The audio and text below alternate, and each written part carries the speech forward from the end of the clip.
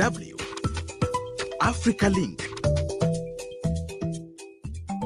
November 2024 marked a historic milestone for the African Union as it officially joined G20. But what does this mean for Africa's voice on the global stage? What it means is that Africa is going to have a bigger platform for our issues to be heard. Can this inclusion translate into tangible benefits for the continent? An inclusive G20 is no longer an option, but an imperative. Welcome to another edition of Africa Link podcast on DW. I am Mefo. And Mefo is with me, George Okachi. Today we want to unpack the Africa Union's entry into the G20 and what it means for South Africa to assume the presidency of the bloc. This is a major diplomatic breakthrough as Africa is now part of other regional groups like the European Union in the G20. Indeed, George, for so many years, African leaders have lobbied for a stronger voice on the global stage. With the African Union now part of the G20, some see this as a long overdue recognition of the continent's importance. But the big questions are, how significant is this move and what are the stakes involved? Will this translate, like you said, George, to influence?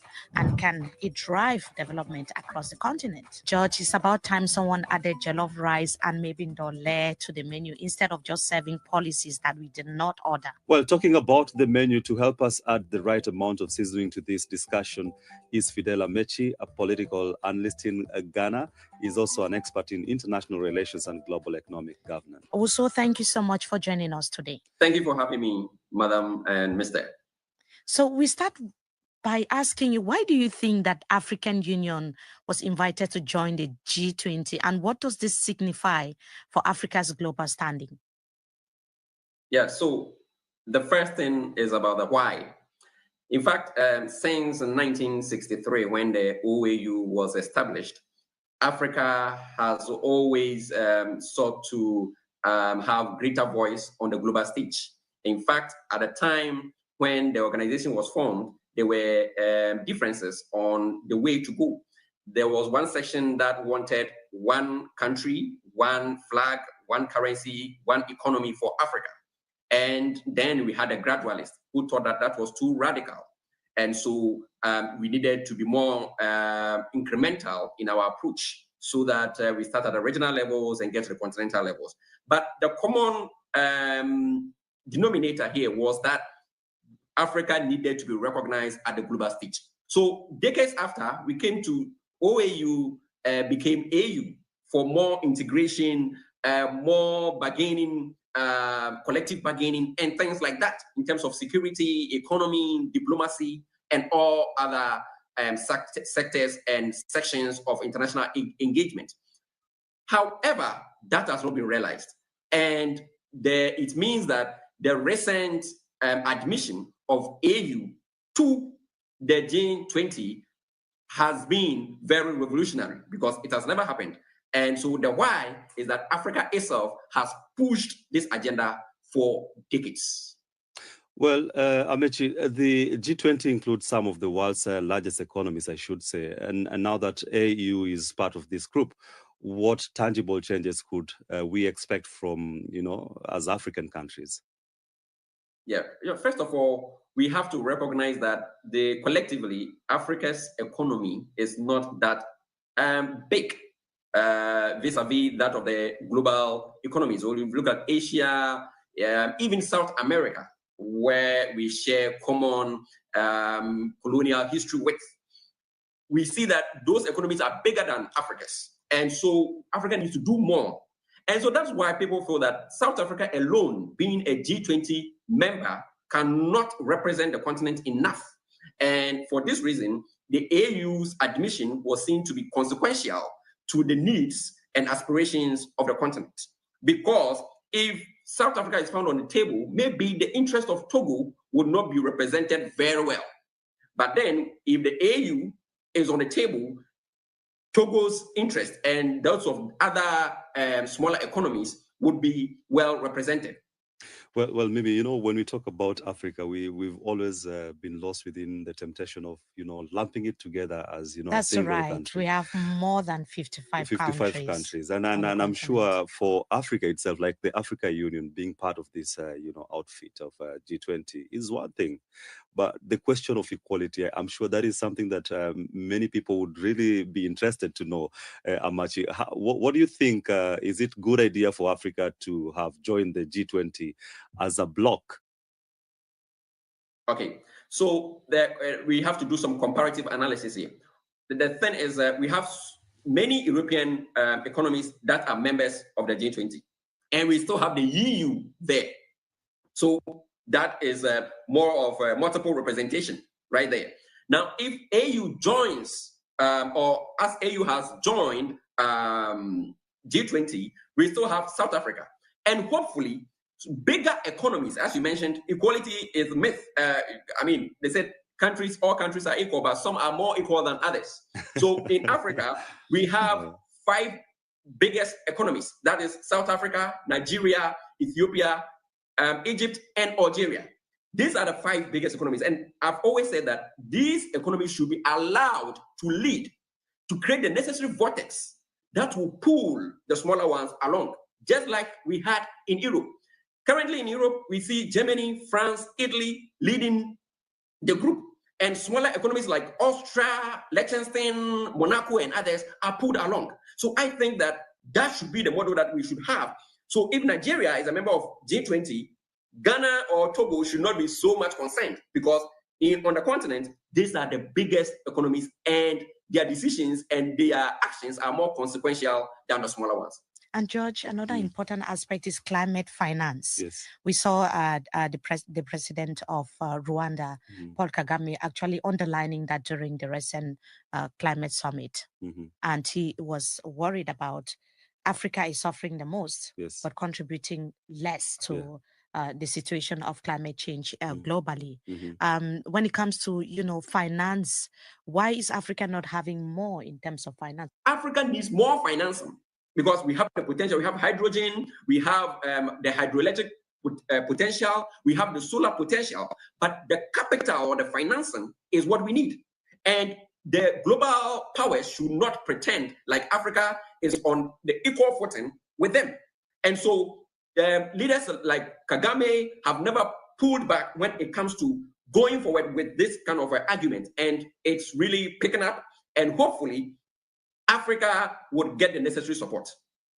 Well, even as Africa will get necessary support, Amachi, we appreciate that, of course. And you know, another conversation that was, you know, flying around. I'm sure we discussed about this, and it was so laughable, maybe, that Africa Union is joining the G20, and then people were like, okay, you can't equate Africa Union to, say, you know, member state like, you know, Germany or China, because of course Africa is a huge continent. Yeah. But another aspect that cropped up was the issue of, you know, debt. And many African nations are burdened by unsustainable debt. Do you think, Mr. Owusu, that the AU's voice in the G20 can lead to reforms in how global financial institutions engage with the continent of Africa? First of all, we have to ask ourselves as Africans that, do we do responsible borrowing, or we are caught in a trap? That is the thing. Some people blame China, that China has set a debt trap that is, snaring African economies. But mostly, I think that African states engage in irresponsible borrowing. If you borrow money and you don't invest the money in the right way, you will be unable to pay back. And so you end up using your finances to service debt indefinitely. And in recent times, we've seen it in Ghana, in Zambia, in many other economies like Ethiopia, where these economies have to sit down with China, a giant, to renegotiate debt or restructure debt. And that is not resulting in anything. And so what I think is that in terms of the debt issue, many people call for debt cancellation, but that is a lazy man's approach, in my opinion, to resolving the issues. We should talk about responsible borrowing that leads to the right investment in education, investment in health, infrastructure. And in fact, according to the economists, if you invest in infrastructure, it leads to automatic growth of the economy. But how are African countries doing that? These monies that are borrowed, do they go into the convoys, the presidential convoys of leaders? Do they go into the pockets of people, embezzlement and other corrupt acts, or they actually go down to the people that are in abject poverty? So these are the things we talk about. So borrowing is not a problem, but what you use the money for is what is going to determine how sustainable those borrowings are. And especially how we are going to pay back. Yeah, is very important. definitely. Quite a quite a heated, conversation. I mean, if we talk about that today, we may not, finish the conversation. But that's right. Amachi, here in DW Africa, we take the conversation to our audience to hear what they have to say. South Africa's theme for this year, for its G20 presidency, is solidarity, equality, and sustainability. And the three big priorities, the first priority, which encompasses a number of economic issues, it's on inclusive economic growth, on industrialization, employment, and inequality. And the issues around the African debt crisis will all fall under that priority. The second priority, which I think is a very important one, particularly for the continent, is on food security. And we've seen just how badly affected the continent was around, with Russia-Ukraine war in 2022, but also with supply chain crises in the aftermath of the COVID-19 crisis. So issues around food security, and that also encompasses all sorts of things around, climate change effects on food security as well. And then the third priority is on artificial intelligence and innovation for sustainable development, and really this concern that Africa is being left behind in the big technological revolution that's taking place currently, and so wanting to really have a more inclusive approach to that kind of technological development. Something that I just want to highlight is that the last four meetings of the G20, so the last four presidencies rather of the G20, have been in developing countries with sort of like-minded view on world and international relations. So it was Indonesia in 2022, India in 2023, Brazil in 2024, and then there'll be South Africa in 2025. And these four countries have tried to have agendas that build on each other in these. I think that for South Africa, though, hosting the G20 presidency next year, particularly given that it'll be the first year of the second Trump presidency of the United States, and the United States will be taking over the G20 presidency in 2026, does mean that the spotlight will be on South Africa around whatever the geopolitical issues are that emerge throughout the course of the year. I've described the G20 as like holding the World Cup for 12 months. And so I think that there will be some pressure on South Africa in terms of all the geopolitics that'll play out. But I think that So for a developing country like ours, we'll get to enjoy economic and development cooperations from all the membership that are already in the the summit. And for me, that could be good, especially if you look at the last summit, which they are changing positions on social inclusion, and then also ensuring that the sustainability of global activities. It will help the continent, and for that matter, Ghana, who can take advantage to develop our already ailing economies. But the other thing is, if you are not also well positioned because of global politics and the interests of these strong economies, they may take advantage of our already weak economy and weak leadership that we have in the continent to rather leverage for their own development. So I think it is a good thing that Africa, through the African Union, is joining the G20. I think it's a good thing because it gives you the opportunity to also have a seat on the decision-making table. You do know that the G20 countries contributes to up to 85% of global GDP. And they also do 75% of global trade. So what it means is that Africa is going to have a bigger platform for our issues to be heard and for our interests to also be listened to. So I think it's a good thing that Africa, through the AU, is joining the G20. So those are voices of people in Ghana talking about Africa joining the G20, George. Yeah, definitely. And Amachi, you will appreciate that resonating from the two gentlemen is that there is the call of, fairness and Africa being cautious not to be taken advantage of. And talking about strategy, how can the AU ensure its presence in the G20? It's not just, a symbolic presence, but rather benefiting Africa. And you see the concern from the ground that they should not come to take advantage of us. Yeah. So firstly, South Africa's presidency should focus on getting more members on the continent to join the group. And as I've mentioned, countries like Egypt, Algeria, Ethiopia, and Nigeria have the wherewithal, have the capacity to join. So that should be one of the focus. South Africa should not be there alone. Because as we know that sovereign states, when they are championing their interests, are more effective than organizations, regional organizations. We know that because regional organizations do not necessarily have sovereignty. And so when sovereign states are championing things, there is more consistency, there is more efficacy in the way they go about it. So we should get more African countries there because the economies are growing. Again, African states or the AU should focus on the interest of the African states, because often we tend to be in these conferences and then we end up losing so much and gaining very little. And so we should put the interest first, the female youth that are unemployed, the infrastructure deficit, the industrialization. For instance, resource nationalism is becoming a thing on the continent where many countries are asking that instead of taking raw materials outside in their raw form, add value within so that they create jobs for the youth. So some of these things need to be discussed in order to have reasonable partnership that is beneficial to the people. Either than that, it is going to be one of those associations that only benefits those at the top and does not trickle down to the ordinary person. So Ismat is talking about,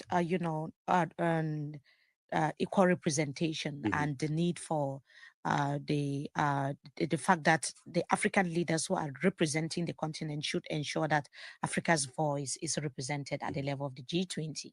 But more often than not, we have some sectors that are highly neglected when it comes to blocs, organizations, or international partnerships like this, the civil society, which is very important, and also the private sector, because when it comes to implementation, we need this category of people to come in and also boost the efforts of our governments within the continent. Mr. Owusu, what role could the private sector and the civil society play in amplifying the Africa's priorities within the G20 framework? Yeah, so unlike the first decade post-independence in Africa, where the state dominated the economy, currently, or after the end of the Cold War, you find growing private sector, and that is robust, that is leading employment in many economies. Now, you cannot move forward with this association without involving this private sector. And this means that, in fact, China itself was a purely communist state. The state was controlling everything. But in the 70s, it moved its economy towards the right, to have more open economy. And currently, the private sector in China is what is driving the country. And so Africa should take a cue and also champion its private sector. No, one thing about the private sector is that you do not leave them alone. You create the necessary environment. So African Union should have that as an important pillar in its engagement with the rest of the world. Because when we are dealing with giants that prioritize the private sector and you do not prioritize yours, then it means that you're going to lose at the end. So that is an important question, and I think that Africa should place more emphasis and create the necessary environment for the private sector. Well, Amachi, finally, what risks should African nations be mindful of? And I'm talking about, could be the disagreements that we witness in the Africa Union. Could they undermine, the presence of the entity within the G20 outfit? Yeah, so one thing Madam Elia asked was about stability. It is very important. Development cannot happen in instability. So instability is a prerequisite. Stability is a prerequisite. And then security. Currently, the issue of violent extremist organizations, the issue of banditry, coup d'etats, rebellions, secessionist movements across the continent tend to undermine the progress of the continent. You can attend summits, but at the end of the day, those decisions need to be implemented on the ground. And if the ground is not stable, then it means that whatever you are going to do is not going to have any impact on the people. So we need, as a continent, to get our act right. The Peace and Security Council of the AU should be up and doing in terms of negotiations, in terms of peaceful resolution of conflict. Like in Sudan, a large country is now in turmoil, and it has consequences for the rest of the countries in the neighborhood, like Chad, like South Sudan, like Central African Republic. These issues need to be tackled in order to benefit from this association that we found ourselves in, so that it will not be like the old stories that we've had in the past. Thank you. Thank you so much, Mr. Owusu, for this insightful discussion. This conversation, George, is just beginning. Africa's entry into the G20 is very, very historic, but the real work begins now, like our expert said. The EU has to ensure it leverages this platform to address urgent issues like debt, we discussed about it, trade, and climate change. So, George, what are some of the key issues or key points that we are taking home from this conversation? Well, for me, I'll just put it as simple as the need of equality, the need of Africa seeing itself as, an equal partner when it, gears up towards this global outfit. And South Africa, having assumed the presidency of the G20, leveraging on that by trying to rally behind and to encourage other African nations to support this entity, because the presence of Africa within these global organizations gives Africa the leverage of also negotiating on things like debt, things like climate change. I think those were very important insights from our expert. That's right. And also we are looking forward to like some sort of a win-win situation as Africa is joining G20. Definitely. Now, we can't wind up without telling you more about 2024. Milestone elections, groundbreaking economic shifts, new strategic alliances, and youth unrest. 2024 was busy and transformative for much of Africa. And here is a recap of the year that shaped the continent's future. 2024 was a pivotal political year for most African nations. The continent saw 17 major legislative and presidential elections, and remarkably, voters in 5 nations chose to put the opposition in power. In Senegal, when Bassirou Diomaye Faye triumphed at the polls, he teamed up with opposition leader Ousmane Sonko to bring down the old guard. Weeks earlier, the two were still political prisoners. And South Africa underwent a dramatic political transformation when the long-dominant ruling African National Congress Party found itself way short of a majority vote. It chose the former main opposition Democratic Alliance, DA party, and a number of smaller parties as its coalition partners. Quite unexpected and unprecedented.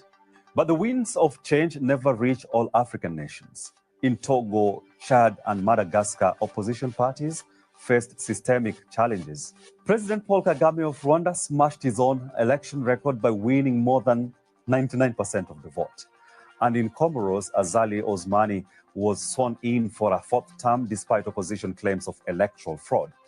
The election fever returned to Southern Africa in October. In Botswana, Duma Boko of the then opposition party Umbrella for Democratic Change sailed smoothly into the presidency. But in Mozambique, deadly protests followed after Frelimo's Daniel Chapo came out tops with 71% of the vote in the presidential race. Opposition candidate Venancio Mondlane insists the poll was rigged in favor of the ruling party. Other remarkable moments in 2024 included the election of Netumbo Nandi-Ndaitwah, Triple N, as Namibia's first female president. And as the year closed out, John Mahama made a spectacular comeback to the presidency in Ghana. Mahama succeeded Nana Akufo-Addo, who completed the 2-term limit. The military rulers in Niger, Burkina Faso, and Mali, meanwhile, deferred elections as they forged a new regional alliance. and Gabon set out writing a new constitution in preparation for elections in the new year. Now, on the global economic scene in 2024, Africa stood out and amplified its call for greater representation. The Africa Union participated in the G20 summit as a full member, and South Africa took over its rotating presidency for 2025. Ethiopia and Egypt were among new members of BRICS, with Nigeria seeking to join too. The Russia-Africa Partnership Forum, the China-Africa Summit, and the Italy-Africa Summit illustrated Africa's growing relevance. Yet critics questioned why such partnerships often reinforce dependence. 9 African countries were in debt distress in 2024. The International Monetary Fund approved credit for Ethiopia and Zambia. As Africa navigates its political and economic challenges, 2024 underscored its growing influence on the world stage. The World Trade Organization reappointed its director Ngozi Okonjo-Iweala of Nigeria to second full term as director. And Tanzanian leader Samia Suluhu Hassan made history as the first African female president to attend a G20 summit. How was 2024 in your country? For more information, visit our website dw.com/Africa.